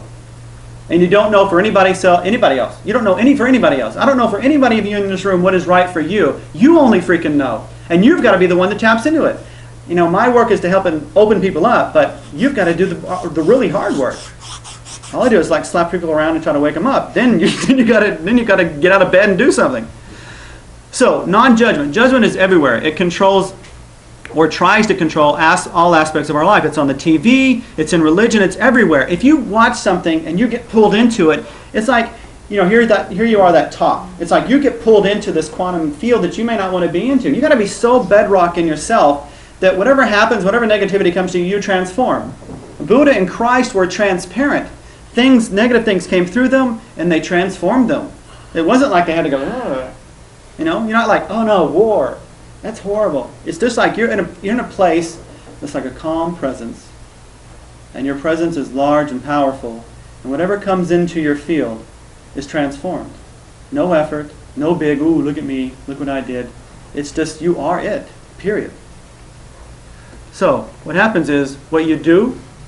So the controlling thing is they try to control what you do, who you have sex with, what you eat, what you think, what you feel, etc., etc. So have you made the grade? Once you learn to be non-judgmental, which is just one of the aspects, the less you interfere in anyone else's life. Does that make sense? Because really, if it's all about free will, if I'm judging what's going on, aren't I really trying to interfere with somebody else's learning? It's not my deal. But it's very tempting for us that are kind of moving out of this other level. Because once you get past this level here of awareness where you feel like, okay, it's me, I'm doing this to myself, I'm helping co-create here, I'm going to disconnect. I'm going to disconnect my creative power from the things I don't want to create. You don't keep plugged into them. If you judge something, you're staying plugged into that reality, and you're just as much as creating it as helping it. Does that make sense? Stop thinking about what you don't want to see or create. You got to unplug yourself, period. That's only the way you're going to get free. So once you learn to be non-judgmental, the less you interfere. But people will come your way, but you don't have to. In other words, things start coming to you, and then you just react to what shows up because you're not trying to do anything. The effort is gone. In Taoism, they talk about this empty aspect of doing things where there's no effort, but everything gets done. That's it. You're in that space of when things are happening, it's like you're doing nothing. You're like going along your life, but your field is so strong, and the things you come in contact with and what you're sharing are changing things left and right. But you're not having to effort anymore. It's because your field is strong enough to change anything around it, not the other way around. And like we watch TV, hear about this happening. We wonder why we're dizzy, why we're sick to our stomachs, why we're not happy. I wanted to have more pictures in there, but okay, I guess the secret, unified. You unified within yourself. You're single focused within yourself, no matter what's happening. Which one of the main keys to that is non-judgmental. You're not interfering in anybody else's life unless they ask for your help.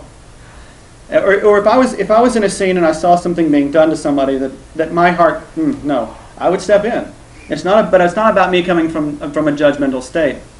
There's a Zen, I guess you call it a story, where this martial arts teacher was killed. So he went on a they always wanted to avenge the death of their teacher. So he went on a path to avenge kill the person that killed his teacher. So he spent years tracking this person down, and he finally tracks the person down. And the guy says something or does something, and the warrior that went to go avenge his master's death gets angry. He pulls his sword, it's about to kill him, and he gets angry. And in his anger, he sheathes the sword and leaves. And the message behind that is that coming from the wrong space would create the wrong thing. So when we're coming from negative space of anger, fear, whatever, we don't want to be coming from that and creating reality. You've got to start disconnecting from things, not carrying it all the way forward, even if you think you were supposed to be doing that. So it's about owning your own energy. And that's what your qigonging, your tai chiing is, your emotions, your mental, not just your physical body. And there's lots of ways to do that. Meditation, exercising, but just life in itself will teach you, if you're open to realizing that whatever you think, you are feeding. You're tying yourself to that quantum space-time reality. So if you don't want to have that reality, which means if I'm looking at war, if I judge it, I'm choosing to be a part of that. Does that make sense? It ties me to it. I become just like this empty slate. It's like thoughts become things. Yeah, exactly. Whatever you. Yeah, that's a great way of putting it, Tom. Is like, that's the basic truth. Is whatever you think happens. So, and other people out there trying to create certain things to happen, right? So it's like I always think about humans. Like this is in the movie Matrix. I think about humans like, the solar panel. You attach all these car batteries together. It's kind of like us. Each one of us has a certain amount of charge. So people are wanting to create certain realities or certain experiences, and they're trying to tie us all together. And they're tying us all together with fear and things like that.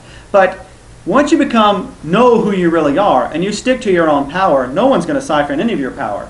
And the true thing about that is you've become powerful. That's when you go back to this level of, see, you're never going to get to a mastery level until you own your own power minus anybody else. Anything else, no matter what people say, do, you go back to 1. You've gone the journey from 1 to 9. Now it's back to yourself, and then you master yourself. You are then 2. You and your father, whether your daughter or son, are now in the creation together, experiencing together. You're not separate from. But you're not going to get there unless you do the work to unify yourself, which becomes you become one being. You become who you are in your heart, not what everybody's told you in the reality. So it's a way of reprogramming, like what Tom does with hypnotism and stuff like that. There's lots of ways of addressing, clearing those things that keep you from being that. And that's just one aspect. Programs are what I call programs, the things that we learned in childhood are just one aspect of that. But bottom line is you have to unify yourself.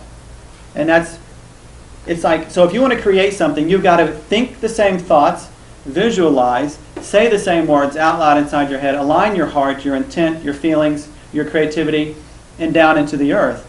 So here you are, say you're trying to create something. Like, I want a new job. And you've been playing with the movie The Secret. You've been playing with The Secret, so you're doing the visualization. You're visualizing, you're feeling good, and you've sat down for 10 minutes and you've put energy into creating it. And then the next day, a thought pops into your head and goes, oh, that's never going to happen for me. What have you done? You've disintegrated. You've unintegrated yourself. So that's your work right there. Life is giving your work right in your face. You keep aligning yourself with what you want and forget what everything else is saying around you. Sometimes somebody else will say something and they'll disintegrate. Oh, exactly. You're very good point. Like sometimes I find, I just kind of knew this early in life before all this metaphysical stuff. But whenever I wanted to create something, I usually don't tell anybody. Yeah, exactly. But I didn't really know that at the time what that was. But imagine, let's say, the economy's. I'm not even going to say that. But let's say this person goes, tells a friend, I'm really drawn to open a cupcake shop, but they're telling somebody with excitement. My heart says I want to open a cupcake shop. I'm really excited about this. And the friend goes, the economy's not so good right now. What had happened? Poof. But if you're in knowing, but here's the difference. If you're in knowing, would that waver you? That's when you know you're in mastery. Is no matter what the world says to you, like a mast in a ship, you say planted. So if whenever you're doing this, it tells you that's your feedback. You're not in your mastery yet. You need more work. You've got work to do. Does that make sense? Anybody pull you off center? That's your signal. get back to your center. And you got to do it as fast as you can. Don't let days go by, weeks go by, blah, blah, blah. You know. Or whenever you tell the one person that you know is going to poo-poo the idea, you know, it's like, unconsciously, you're like, you know, that very worst person to tell that to. Yeah. I deal with a lot of negative emotions that have been repressed, pushed down, Mm-hmm. and they don't disappear. They will come out in your body. Mm-hmm. Your thoughts affect your body. Everything. It's like this going down the road and a song comes on, and man, you're in that old car with your best girl, and football game or whatever was in your life, but it just reminds you of all that. And so your thoughts create. And some people think all your thoughts affect your body. Yeah, and that's what we talked about here before. Is that what most people get is like they're like in their conscious mind. Your conscious mind being what you're aware of. You're like saying, I'm wealthy and wise. But creation operates off of your unconscious and your conscious. So if you've got saying, I'm wealthy and wise with your conscious mind, but you have old programs or old things saying like, I have to work really hard to make a living, the collective of those is what you get. So you may get 50% of what you want because that's, and what Tom said is about right about the body, because we've studied the body a lot. So that's what I love, is that the body is the mirror to what's going on in your head that's out of whack. It's telling you we're off center, because basically you look at somebody like the right shoulder's responsibility, masculine, the hip, moving, all these things are just in your face telling you what's going on. If you look at that, it tells you where you're off center. And the whole thing, all I'm saying with all of this, is to bridge, bottom line, to sum all this up, to bridge being able to reach into the quantum field and pull out infinite possibility and pull it into what we call reality, the relative realm that we're in, to be able to reach in the quantum field, pull out probability and make it an inevitability. The ability to do that means you have to be so solid in yourself that nothing shakes your ground. Nothing shakes your foundation. You have to be unified. You are the unified theory. Until that happens, it ain't going to happen. You're going to get a certain degree, like, a little bit of this, a little bit of that. But who can just, you know, make everything that they want to happen, you know? I mean, that'd be great to be able to... Well, that's what we're That's what I'm talking about. Is the reason that's the reason that's not happening is because of that, because of the wish-washy. But all I'm saying is, for me, what we've been doing in the group with the tapping and stuff like that, for me to go to the next level, to where I can have consistent, predictable, inevitable, positive results, I myself have much work on my field to change it to the point where I can experience that. And what I'm saying to you is, if you want to have more consistent creativity, inevitable things happen, you have to work on yourself. There's a path. Yeah. And the path is being true to who you are. Your singularity is your heart chakra, your center. Sing who you are and tune out everything else. Get rid of all the other stations. We're like this huge car radio that just doesn't have like 6 buttons. We have like thousands of buttons. Daddy says, you're stupid. Shh, recorded. That station's like stuck. So like Tom said, out of the blue, you're driving along, you hear a song or somebody says something, and you may not know it, but in your unconscious mind, it's tied to your daddy telling you stupid, sets you off, and you're off for days. You want to go in there and not just reprogram all the buttons, you rip all the buttons off. And you go, one button, that's my freaking button, and nobody else is pushing it. and nobody's adding any preset buttons. I'm driving my car, and when I drive my car, it's my station, right? So that'd be the summary. If you want to consistently reach into the quantum field and pull out what you want with predictability, inevitability, you have to be true in yourself, no doubting, no believing, because believing is weaker than knowing. It is, okay? Believing is in the realm of like religion, where you're hoping, praying, like, God, please heal me, as opposed to, no, I will heal from this.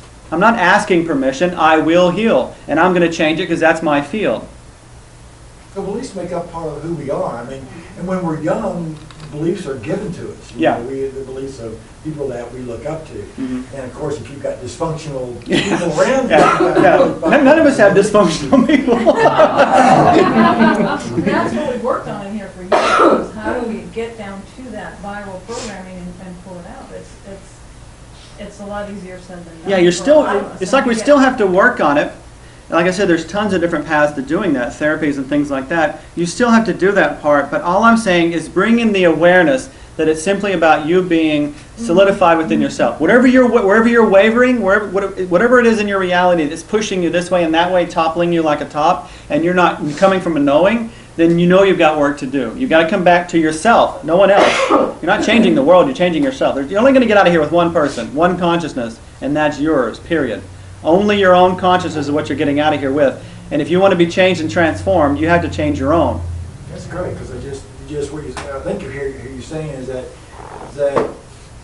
if you're wavering or any of that sort of stuff, that at least if you're aware that Right. knowing is where you want to be, that you can always come back to that line, you know, and so that's great because you're just opening up, you know, to where you just make that your belief. Right, and it's like you know, setting a course with a boat or a plane. It's like, you know, you're going to deviate. I mean, as soon as we walk out of here, we're going to deviate, you know what I mean? But like Tom was saying, is you're aware of the course that you're trying to set to be, and to integrate, this is what I want for myself. I want to be completely integrated within my consciousness, my heart, my physical body. So, because here's the thing, is reality is woven together. Yin and yang are together. There is no such thing in my reality where there's a separate spiritual realm anymore. We are in it. It's woven into this. So I want my spirituality woven into my being, not perceivingly separate from. And it only comes into me. It only comes into me when I've unified that. That's when your power comes home. That's when you open up that's when you open up the Torah and Spirit lives in you. But you've got to align that yourself. I guess that was it. All right. Are we tapping Thursday? Thursday, yeah, we have group Thursday. We're doing the tapping thing that we were going to do tonight, but we'll do Thursday. I think it's in you already. It's always there. Yeah, but it's just about, It's waking you know. up to the fact that it is there and it's at your disposal. Kind of hardwired in first. Yeah, it's you know, we're folded into this reality. Remember, the folds are the memory. So it's like you know, my term for that is you know, going back to like biblical terms, it's like they ate from the poisonous apple, and since then, our parents ate from their parents. It's like all we do is we pass down the poisonous apple. Same limited perceptions and beliefs, and there are people on the edge trying to change that, which we're in this group trying to change that. But there still has that same feeding. But the thing is, you don't. All I'm trying to say with this tonight is don't get caught up in trying to change anybody else's perception. Like, you know, I went through this phase where I wanted to like help everybody. I remember finding Ram Dass's book, Be Here Now, and there's one picture. There's a picture place in Ram Dass's book where you open up and there's this hippie guy running down through the church pews. Says, I got information for you, but they're not going to listen to him. You know? so it's kind of like once you have this realization that yeah, there's more going on. You want to tell everybody, but then once you realize only the individual can do it, then you don't go so much out as you go in, and you create a field that whoever comes in contact with you. Because here's the thing, if you lived your life as strongly as an empowered being would be, people will come to you. You don't have to go knocking on somebody's door. They'll go, what the hell are you doing? That's the change. You have to be the example, not talk about it. That's something I have to work on. So basically what I've did today is talk about something that I have to work on living myself. But you've got to be the example. It's not just talking. Words are freaking cheap. Seriously cheap. So all this little presentation here, on some level, is very cheap. I have to live it. And once I live it, then that's it. But now I know. I know exactly what my focus is. The rest of my life, anyway. And there you have it. Namaste. Thank you, John. Anybody else have any last thoughts? Well, I guess that's what I was saying, is there are people who, you know, belief versus knowing.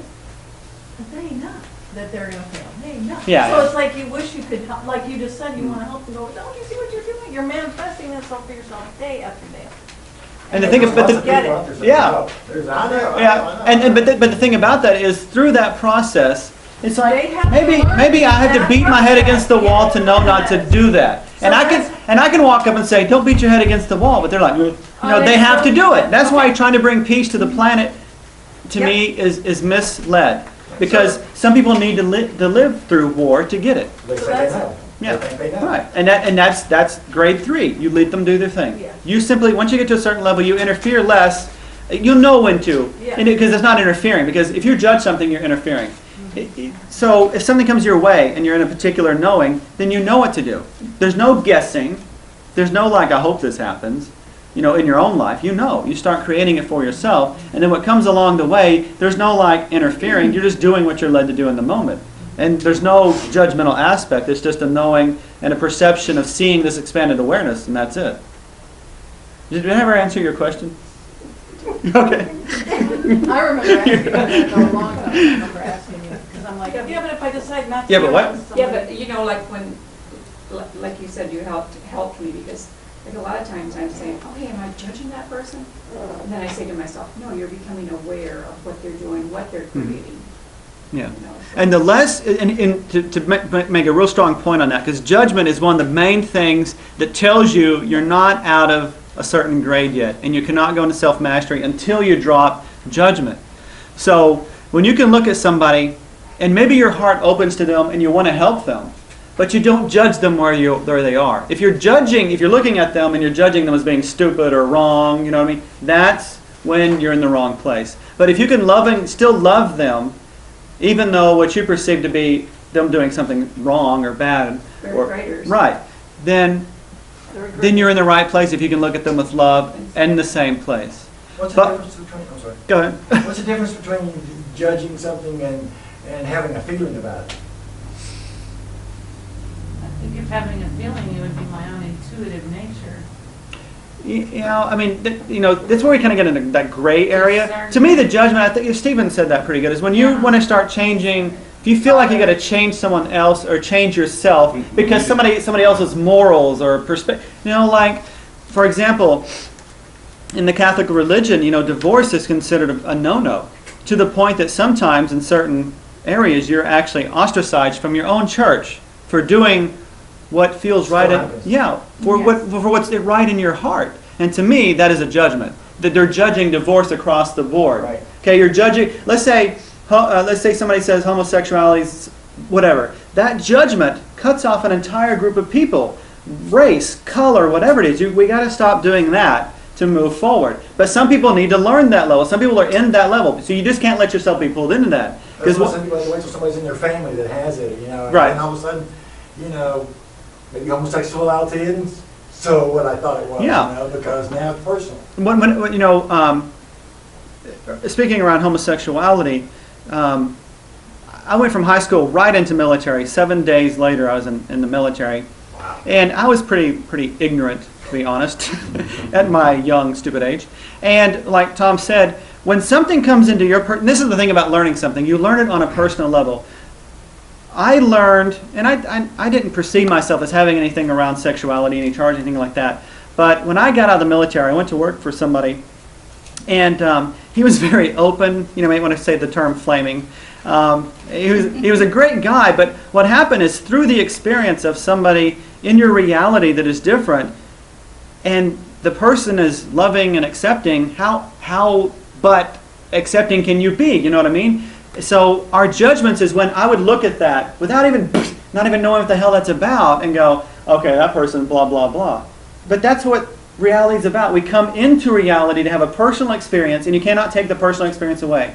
If somebody's in an abusive relationship, you know, I would love to say people like that. But you know what? Anybody I've ever run into, if they're not ready, they can't get out. You can't tell a fourth grader to get out of that. Maybe they need to learn to love themselves through the process, right? But we come into the reality to have the experience to get it. That's why, you know, otherwise we could just sit up in whatever that is and read our origami book, you know, and get it. But no, we come in to experience it. Yeah. That's the point. Yeah. Mm-hmm. Experience. Anything else? Woo! I feel like I ran a marathon. Next week, Thursdays, what time do you? The normal group time is 6 to 8. Tonight I had to go later, but usually it's Thursday 6 to 8, Sunday 6 to 8. Okay. And usually, Tom, the setup is like we're looking at someone's issues and we're looking at the mind, the body, spirit, and trying to address it as a whole. Oh, I love it. Yeah, I think it'd be right up your. Yeah, I like to pull meditation into it. You know, you ebb and flow out of things, but meditation to me really brings things home and focuses. So yeah, meditation. Get more popular, you'll have to have a bigger room. Yeah.